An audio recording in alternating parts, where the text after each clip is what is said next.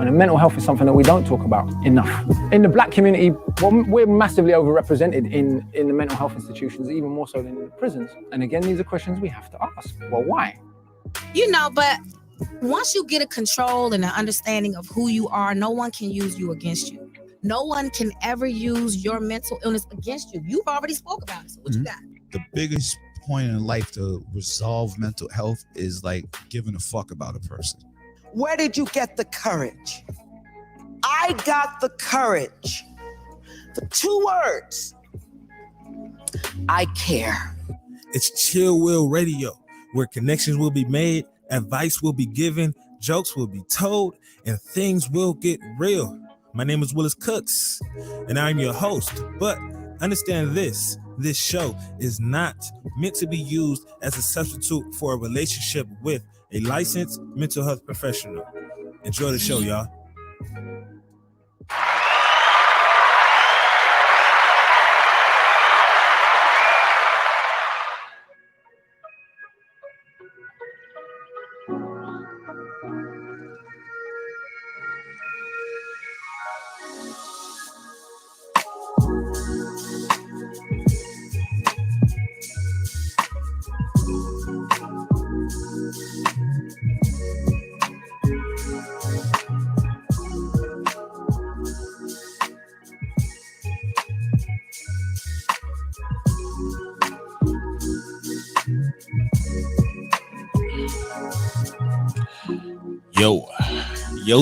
Yo. Good morning. It is fucking cold. Good morning, good folks. Good morning, good ladies and gentlemen and ladies, and everybody out there listening into the good news land. Welcome to another dope ass episode of Chill Will Radio, where you come here in the morning and freeze to death in order to put out a radio show brought to you by the Good News Radio. But nah, some real shit, man. Good morning, y'all. Welcome to another episode of Chill Will Radio, man. It's good to be here. Good to be alive, yo. Yeah. Good to be alive. I didn't go through like any near-death experience or anything like that recently, but it's good to be alive. Like it's good to be able to just wake up and be able to walk, be able to talk, be able to, do things for self, be able to function. Don't need help. Be able to like feed yourself and clean yourself and wash your own clothes. It's a good day for those things, right? Because I work in areas in which I see that taken away from folks all the time. And one of the things that we take for granted the most is our ability to just be able to get up and move, right? Our ability to get up and walk. That's something I see like we take for granted, because there's so many ways that can be taken away from us. There's so many ways that you can be put in a position where you have to relearn how to walk again, right? And so be grateful for those things. Be grateful for the things that your body is able to do. Be grateful for the things that you plan on doing with your body, and treat your body good with the food, with working out. You don't want to like overly kill yourself, so you want to go ahead and give your body a break and let it have, those small little things, those small little treats that it may need, just to feel good.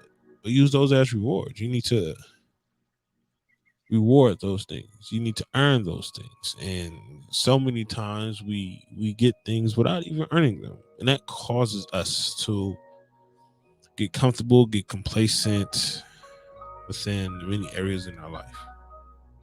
But more so than that, I'm doing good. I am just cold as fuck. It is December 21st. Yes, I think. Yeah. December 21st. And I'm out here freezing in this thing, but it's okay. So one of the things I want to speak to you all today, one of the things I want to bring to you all today, and this is a concept that I was sitting on literally last night as I'm writing the list of things to do the list of things that I have to do for today. All right. It's not a lot, but it's the list, right? The things that I need to take care of, whether it be at work, whether it be outside of work, whether it be personal life, things that I just need to take care of for today. One of the things that popped up in my head is like, hey, yo, Willis, why not you create a not to-do list?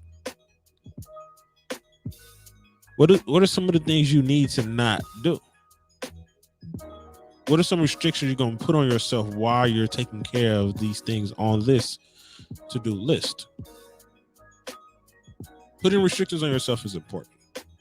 Putting restrictions on yourself shows how much discipline you have.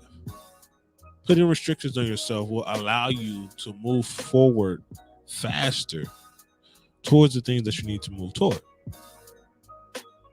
And by putting this restriction on your life, on yourself, by creating a not to do list, you open yourself up to other things that probably wouldn't get done, or you open yourself up to focus on the things that should get done. Right? I'm not going to watch cartoons for this week. I'm not going to watch anime for this week. I'm not going to do something, right? That's a general not to do list. Right? But if you're trying to do something a little bit more specific, right? While you're creating that to-do list, create a not to-do list in order to assist you with getting those things on that to-do list done. If you have a big test coming up and you have on your to-do list the goal is to study today, but you take a 30-minute break outside of that studying, within that 30-minute break, you decide, hey, I am going to play some video games. And within those video games, you get caught up, you start to enjoy it, you start to win. And so you know it's been 3 whole fucking hours and you have only gotten 30 minutes of studying done.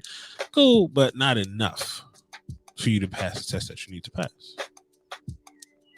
Instead, give yourself a not to-do list. And within this not to-do list, you're going to say, I will not play video games until X o'clock, 7 o'clock. Or I will not play video games until my schoolwork is done or until I finish the work that I need to do. Give yourself those certain restrictions. It's important that we put restrictions on ourselves because that is the greatest show of discipline. When I want to do something, when I want to go a specific place, but I restrict myself, so now I can't go. I won't go. I won't go back on it. That is probably one of the greatest forms of disciplines that I know of. When you're able to say no to your mind, when you're able to say no to those thoughts, when you're able to say no to the things that you know you should say no to, but you feel as if you can't because you think you're too weak, you think it's not up to par, you don't think it's going to be a good thing, but at the end of the day, it's your choice. And creating that not to-do list will open things up for time that you didn't know you had. Okay? One of the things that I need to bring to you all's attention today. One of the things I need to bring to you all's attention today, and I will go more in depth next week. But Tia put out a post. Tia put out a post last week. I'm not last week, probably like yesterday or 2 days ago. Whenever she put out that post, I'll be paying attention. But Tia put out a post stating that next week will be our last show. That is correct. Right? Chillboard Radio is coming to an end after about 3 years. This episode, as I am recording it, is episode 220. By the time me and Tia get back on, we will have done 222 episodes. Ooh, 222. I like that. I don't know what those consecutive numbers mean, but that's cool. But next week is going to be the last show. Next Thursday is going to be the last show I'm going to be doing with Tia. Next Monday is going to be the first live show I'm going to be doing. I mean, the last live show I'm going to be doing with myself. And next week will be the last show with Tia. Is it bittersweet? Yeah. Does it suck? Yeah. Is it a release? Yes.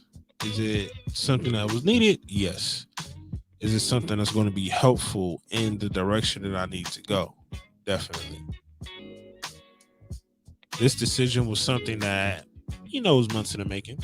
It wasn't something that was up and hey, I'm bored. I just don't months figuring out, trying to make sure this is correct and things of those sorts. Right? So next week is the last show. November 30th. December 30th next week is the last show. It feels so weird saying that. I've never ever thought about getting to this point. I've never ever had a like benchmark or a deadline of I'm going to do 300 shows and I'm done. I've never had that. So for me, it's something that's coming from a place in which it's like, all right, well, it's time to keep moving. And that's something that I implore all of you all to do. If you have something in your mind, if you have something on your heart, if you have something somewhere telling you to move forward, move the fuck forward. If you're not sure that I need to be moving forward because of this or because it's genuine or I'm not being persuaded to move forward, run a few tests. Because I did a few tests. Run a few tests just to help you make sure. And if it's still there, go ahead. If no matter what you do, the thought to make a transition is still there. Make that transition.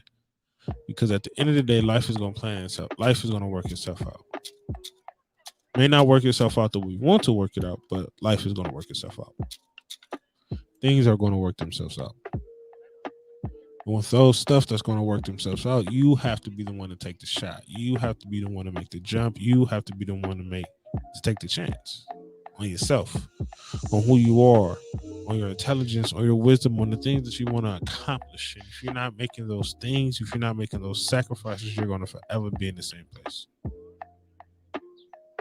So for me, that's where it's at. Time to move forward.